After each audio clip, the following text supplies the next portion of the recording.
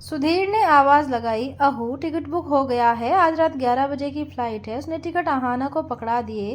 Ahana ticket उलट पलट कर देखने लगी। अहू, जाना जरूरी है क्या? उसने उसके चेहरे पर नजर टिका दी, जैसे कि उसे सिर्फ ना ही सुनना था, माँ की आखिरी इच्छा पूरी करनी है। वह भारी मन से बोली, जयपुर में ऐसा क्या बाकी रह गया था माँ का? मैं साथ चलूं? नहीं, माँ ने यह काम मुझे सौंपा है, इसलिए अकेले ही जाना है। तुम पैकिंग कर लो, मैं एयरपोर्ट ड्रॉप कर दूंगा। सुधीर कहकर चले गए। माँ को गुजरे अभी 3 महीने हुए हैं। उनके जाने के बाद घर मुरझा सा गया है।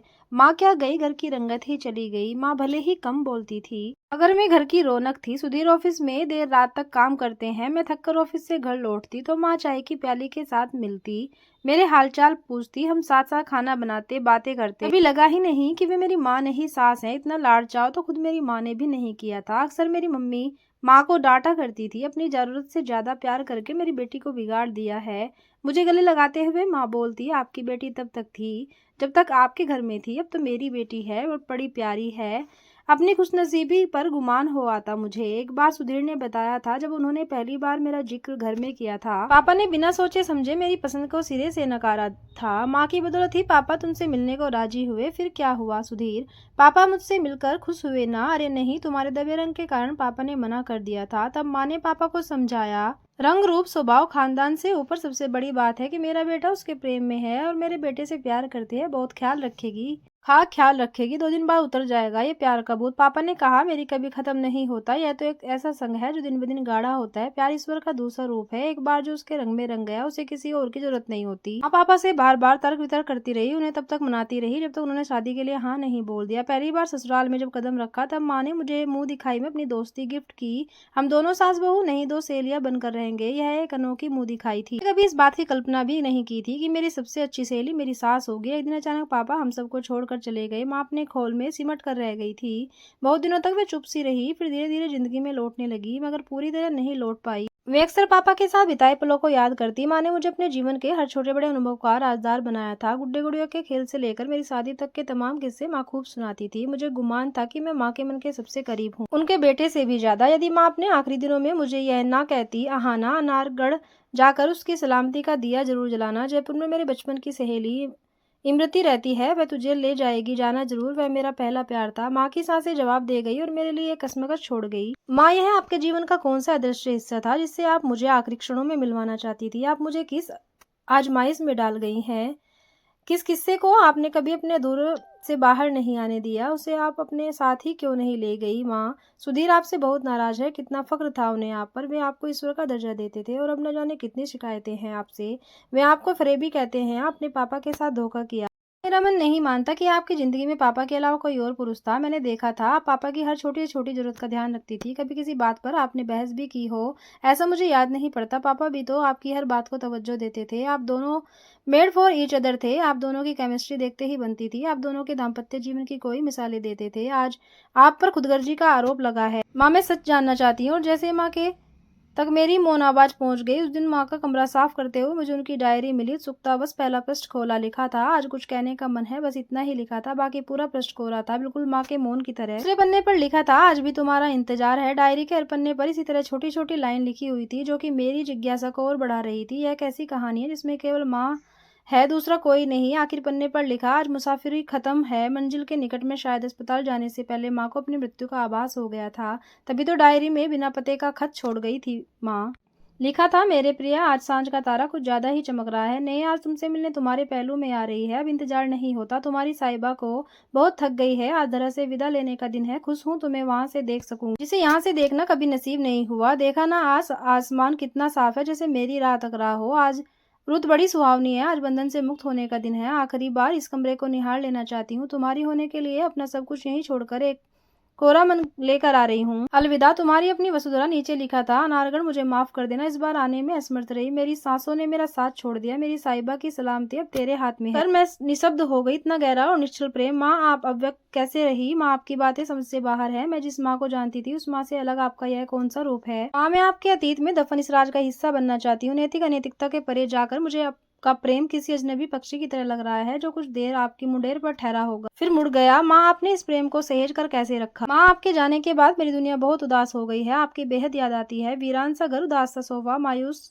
खिड़कियां और हर और जिंदगी से तालमेल बैठाने की जद्दोजहद उफ आत थी तो सब सरल था, सहज था। अब चारों तरफ अफरा तफरी है। सुधीर पगला से गए हैं, उदास घर में सुस्त पड़ी दिनचर्या इस घर को अपनी लय में आने में वक्त लगेगा। माँ पर टंगी इस तस्वीर में आप पापा और सुधीर के साथ मुस्कुरा रहे हैं। मैं नहीं जानती थी इस तस्वीर के उलट आपकी कोई भी तस्वीर भी है। आपके जाने के बाद आपकी जिंदगी मेरे सामने एक नया अध्याय लिख रही है। कल तक मैं बेपरवाह थी, मगर आज मुझे संजीदा होना पड़ रहा है। इसी शुरुआत कल के वाक्य से हुई। माँ सुधीर ने मुझसे पूछा, क्या माँ के अतीत की तरह मेरा भी कोई गुमनाम अतीत रहा है, कोई अफेयर या प्रणय निवेदन या कोई अधूरा ख्वाब? मैं उन्हें क्या कहती रही। माँ, आप इस घर में स्त्री जाति की प्रतिनिधि थी। आपके कारण आज मुझे भी कटघरे में खड़ा होना पड़ा। आंखें बंद करके भरोसा करने वाले सुधीर ने मुझे भी प्रश्नों की कतार में लाकर खड़ा कर दिया। मुझे आज भी याद है, आपकी 32वीं एनिवर्सरी थी। मैं आपके पारिवारिक समारोह में मौजूद थी। उस वक्त मैं सुधीर को जानती तक नहीं थी। मामा मामी के घर पर उन दिनों कंपनी के इंटरव्यू की तैयारी में व्यस्त थी। मामा जी ने कहा था, आहाना, कुछ अच्छा खाने पीने का दिल हो और कुछ एंजॉयमेंट करना चाहती हो तो चलो हमारे साथ, हम लोग पार्टी में जा रहे हैं। आपकी पार्टी जानदार थी। मुझे आपके द्वारा पापा जी को सालगिरह विश करने का तरीका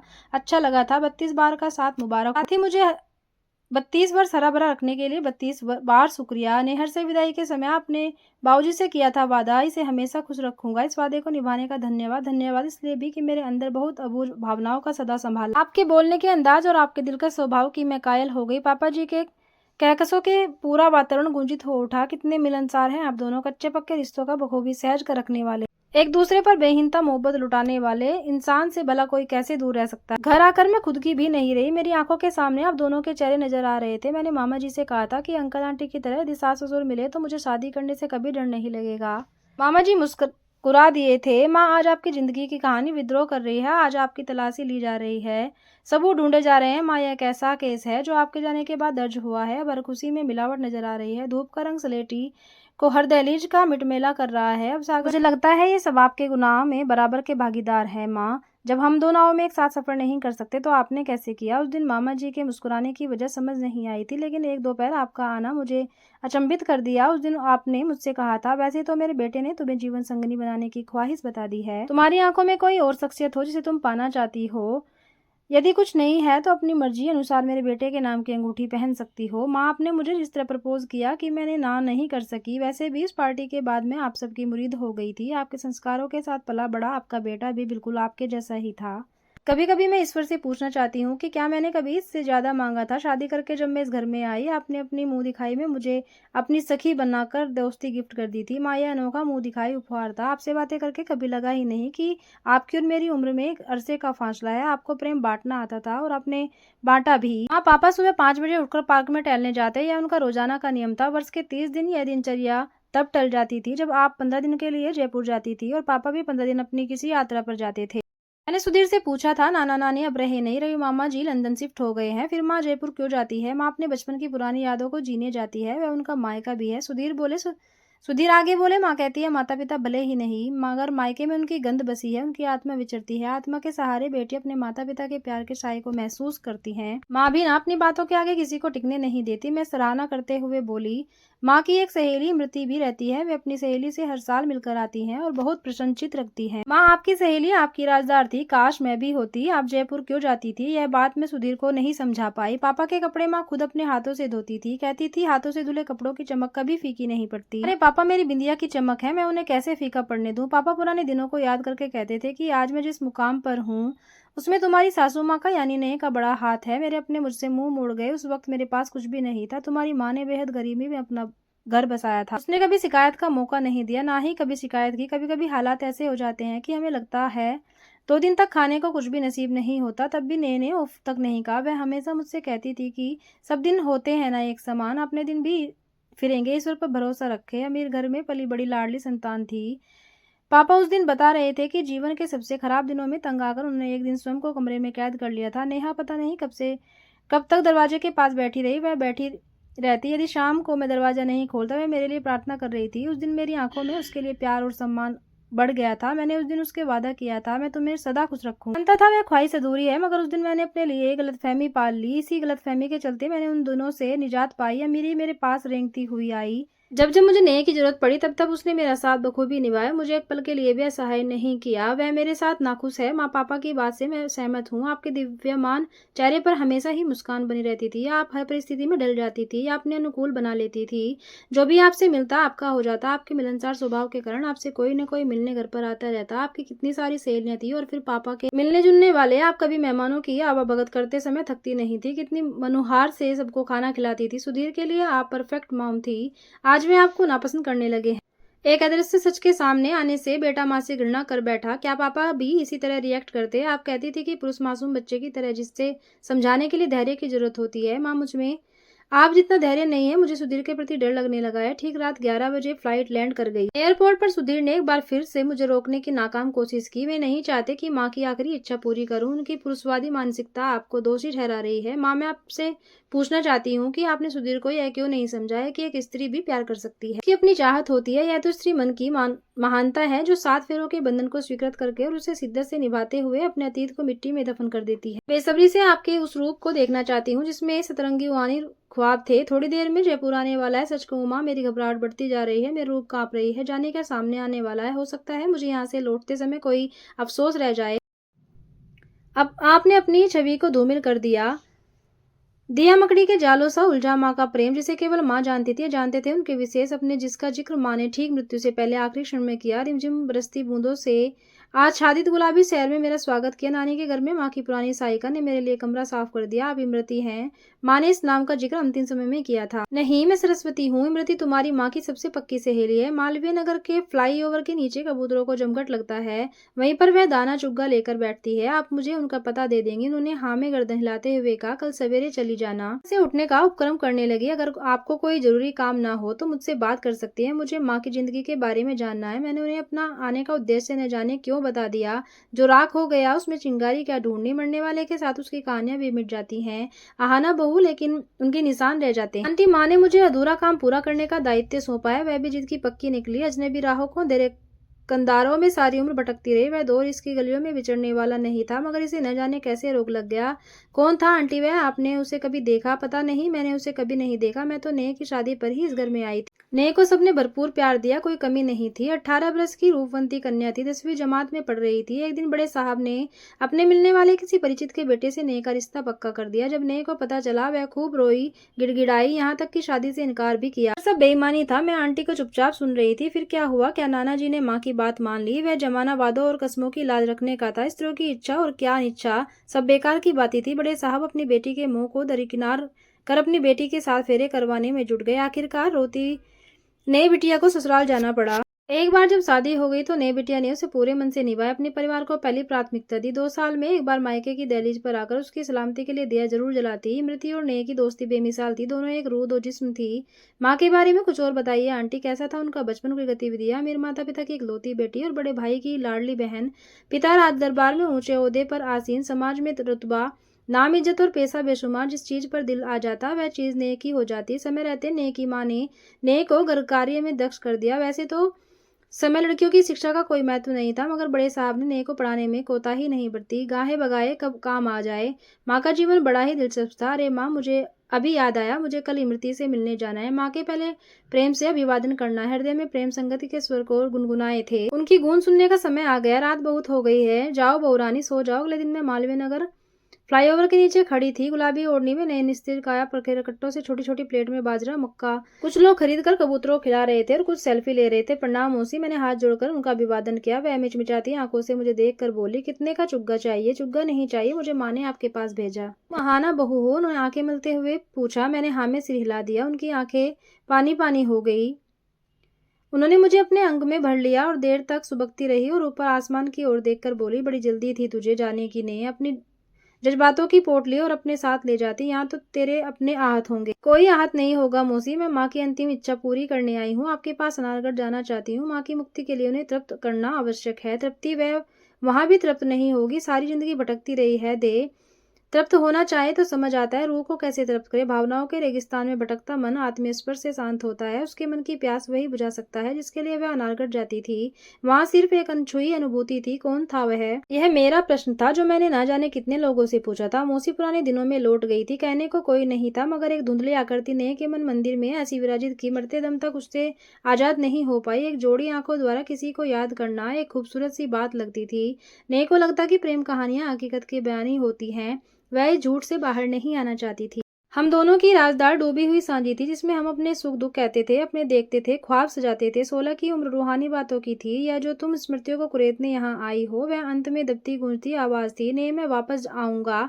ने साहिब को कैसे नाउम्मीद छोड़ देती। गिलहरी के साथ अटखेलियां करती, हिरनी की तरह कुलांचे भरती, हवा से उन्मुक्त उसे तब थमे सब उसे बताया कि उसकी सगाई हो गई। आज के जमाने जैसी नहीं। ब्राह्मण और नाई की रिश्ता तय किया करते थे। तुम्हारे नाना ससुर यानी ने के पापा ऊंचे ओहदे पर अंग्रेजों का हुक्म बजाते थे। उनका सरकार में उठना बैठना था। पैसों की कोई कमी नहीं थी। ऊंची हवेली और मोटर कार उनके पास थी। ब्राह्मण किसी अंग्रेज पुत्र से ने का रिश्ता पक्का करे। कार्तिक देव उठानी एकादशी को विवाह निश्चित हुआ। घर में खुशियां लहला आ गई। ने गोरे चिट्टे चांद जैसे मुकड़े वाले सुकुमार के ख्वाब देख लिए। अरे बावली और सुदबुद ना खो, न जाने तू उसकी प्रीत भी है या नहीं। एक दिन मैंने उसे झिझोड़ा। नाम इमरती है, तुझे मीठी बातें करनी चाहिए। कुनैन जैसी कड़वी बातें तुझ पर नहीं जचती, उसने इमरती की चोटी खींचते हुए कहा। भी सांझ का सूरज ढल रहा था। हम अपनी अपनी बातों के साथ छत की मुंडेर पर आकर बैठ गई थी। मेरी माँ ने के घर खाना बनाती थी। हमारी गरीब स्थिति देखकर बड़े साहब ने अपने घर के कोने में हमें आसरा दिया था। उम्र होने की वजह से हम दोनों में गहरी यारी थी। तुम्हारी माँ ने जिसे भी अपना कहा उसे शिद्दत से उस रिश्ते को निभाया। चाहे मैं हूँ,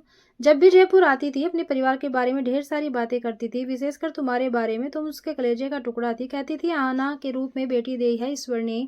मेरी ख्वाहिश पूरी कर दी। माँ के मन में मेरे प्रति अगाध प्रेम को देखकर मेरी आंखें छलक गई। मौसी आप माँ की दिलकश कहानी सुना रही थी। हाँ, वे अपनी आंखें साफ करती हुई बोली, तुझे तो सब बताना ही है। उस दिन जब मैंने उससे कहा था कि वह तुझसे प्यार करेगा या नहीं क्योंकि वह ठहरा फिरंगी, तो ने मुझसे रूठ गई। इमरती अब उसके नाम की लोज दिल में जल गई है। अब यह मरते दम तक नहीं बुझेगी। वो चाहे या ना चाहे, हम मिले या ना मिले, मैं उसकी दीवानी हूँ। आज के बाद दोबारा इस तरह की बात नहीं करना।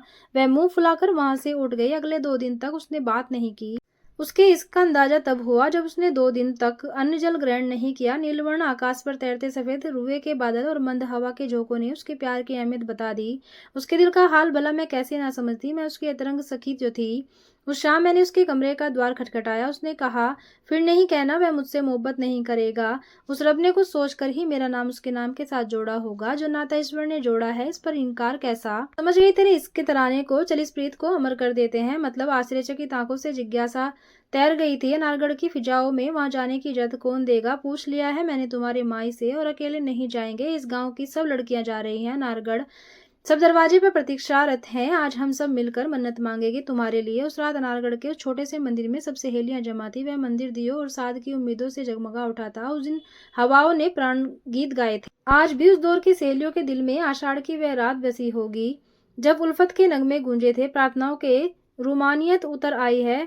नेह की चाहत का दिया भी वीरान में जल रही थी। उस दिन मेरी समझ में आ गया था प्रेम में मिलना जरूरी नहीं। वह तो किसी के आने की आहट से पहले ही जन्म ले चुका होता है। हर खुशी उसके नाम से शुरू और उसके नाम पर ही खत्म होती। उसकी रूह उसके बिछड़कर पराई हो चुकी थी। यहाँ तो सिर्फ एक काया शेष थी। मैं मौसी को दिल थामे सुन रही थी। वे माँ की अलहदा दास्तान सुना रही थी। उस दौर में मिलना तो दूर, नाम तक लेना गुनाह समझा जाता था। उसे नहीं पता था कि उनके होने वाले पिया का नाम क्या है। वह उसे साबित करती थी। 16वें सावन में कदम रखने वाली ने उसके लिए बोरा गई थी। उसकी देह के हर हिस्से में प्रेम बह रहा था। वह मीरा की तरह अलौकिक निहार और दृश्य के पारों में पड़ गई थी। एक रोज उसने कहा, इमरती आज दिल घबरा रहा है तो दुआ कर सब ठीक हो। और दुआएं खाली हो गई, पैगाम रो पड़े और हवाएं बदहवास हो गई। मौसम गुस्से में बौखला गया। आसमां झरझर बरस रहा था। नेह की मोहब्बत ने अलविदा कह दिया। वे एकदम से चुप हो गई थी। ऐसा क्या हुआ था मौसी? वतन के लिए खुशखबरी थी। भारत आजाद हो गया। हम सब स्वतंत्र होने का जश्न मना रहे थे। ने अपनी जुदाई का रंज अपने सीने में जब्त कर चुकी थी। अंग्रेज अपने वतन लौट गए थे, साथ ही अंग्रेज पुत्र भी, जो रिश्ता अभी ठीक से जुड़ा भी नहीं था। वह हमेशा हमेशा के लिए टूट गया। बड़े साहब ने 2 टूक शब्दों में कहा, वतन आजाद हो गया है। हम स्वतंत्रता से मुक्त हुए हैं। अब गोरे लोगों से सारे तल्लुकात खत्म। बरस की हो गई। ने मन की कसक मन में दबाकर सांसों का बोझ उठाए जीवन जी रही थी। उसके लिए किसी खुशी का अब कोई मतलब नहीं था। एक दिन बड़े साहब फिर से नेहा का रिश्ता पक्का कराए।